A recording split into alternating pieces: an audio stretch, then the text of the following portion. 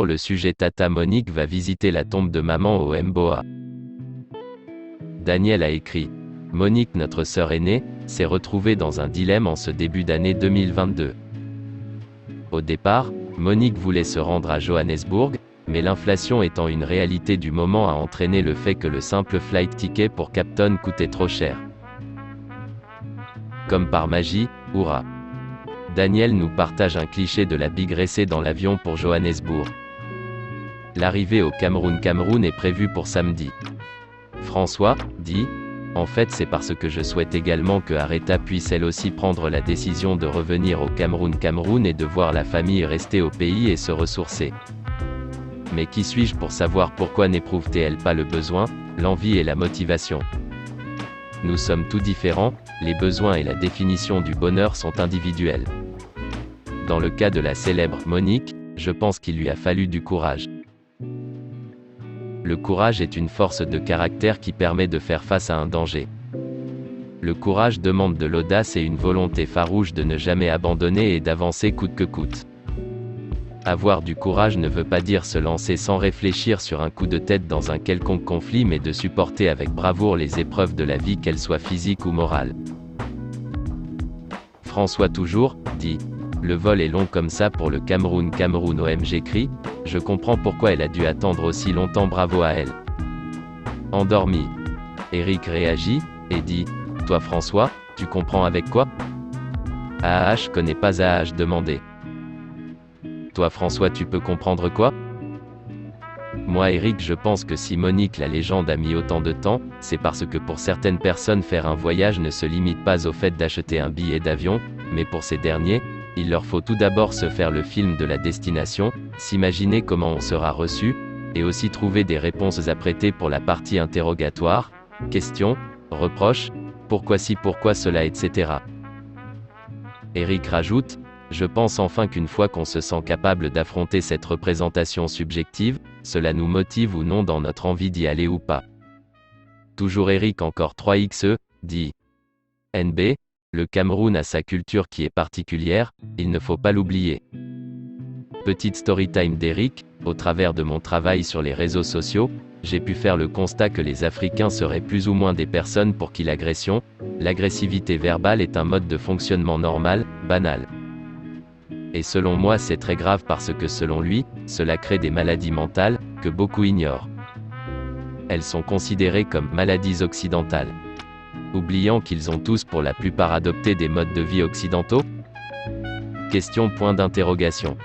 AAH connaît pas AAH demandé. Eric dit. Malaise dans notre culture? Depuis quelques décennies, l'acte qui consiste pour des personnes issues de l'immigration à revenir, ponctuellement ou durablement, dans des pays ou des villes d'où sont partis leurs aïeux suscite, de la part des pays qui ont connu des vagues d'émigration, une attention nouvelle à cette demande mémorielle. Pour autant, cette quête des origines n'est pas un phénomène nouveau. Dans toutes les sociétés, les individus se retournent sur leur passé personnel et collectif, sous une forme à la fois généalogique et événementielle. Mais la sélection des ancêtres et des événements est certainement plus dominée par le présent dans un contexte oral que ce n'est le cas lorsque la généalogie et les événements ont été enregistrés par écrit, donnant ainsi plus de poids à l'idée que le passé constitue une charte pour le présent. Parce qu'ils s'inscrivent dans une problématique de la reconnaissance. Avec l'autre, celui qui est resté, mais aussi avec le territoire tel qu'il a été raconté. De tels voyages sur les lieux de l'origine interrogent le sens donné à ces souvenirs d'enfance. À quelle nécessité répond ainsi le désir ou l'obligation, au sens moral du terme, de revenir sur les traces de ses aïeux?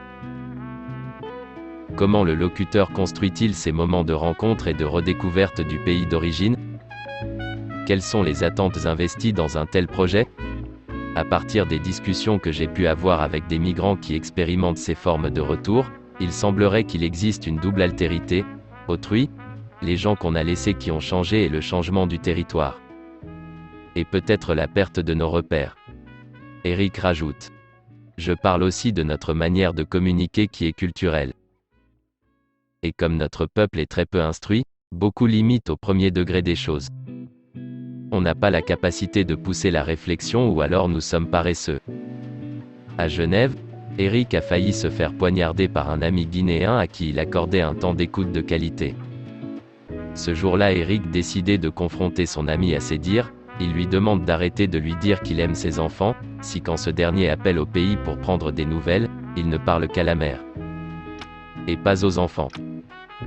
Sur la base des récits du DT Ami, les enfants étaient âgés de 3 à 10 ans, donc si on chante à longueur de journée qu'on aime ses enfants comme ce fut le cas de cet ami-là, logiquement on demande à parler avec eux, notre absence auprès d'eux nous fait rater une partie de leur éducation irrattrapable.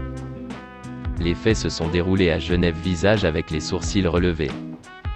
François dit: je comprends très bien, pouce vers le haut pommade, j'ai vécu cela moi aussi pendant des années. Je me suis posé tellement de questions avant de revenir au Cameroun.